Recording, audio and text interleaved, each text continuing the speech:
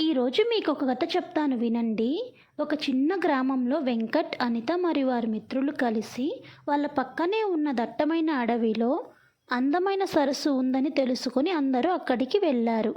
ఆ అడవి చుట్టూ ఉన్న ప్రకృతి అందాలను చూసి ఎంతో ఆశ్చర్యపోయారు. నీటితో నిండిన సరస్సు, పచ్చని చెట్లు, పక్షుల కిచకిచ అరుపులు అందరినీ ఆకర్షించాయి. వాళ్ళు అక్కడ ఆహారం తింటూ హాయిగా గడుపుతుండగా ఒక చిన్న పులిపిల్ల వారి దగ్గరకు వచ్చింది. అంతా ఒక్కసారిగా భయపడి వెనక్కి తగ్గారు. కానీ పులిపిల్లకు ఆహారం కావాలని తెలిసి వెంకట్ ఒక చిన్న రొట్టె ముక్క ఇచ్చాడు. పులిపిల్ల సంతోషంగా ఆహారాన్ని తిని వెళ్ళిపోయింది. అందరికీ తెలుసు, ప్రకృతి మరియు జంతువులను గౌరవిస్తే వాళ్ళు మనతో స్నేహంగా ఉంటారని. ఈ కథ మీకు నచ్చితే కమెంట్ చేయండి. ప్లీజ్ సబ్స్క్రైబ్ చేసుకోండి.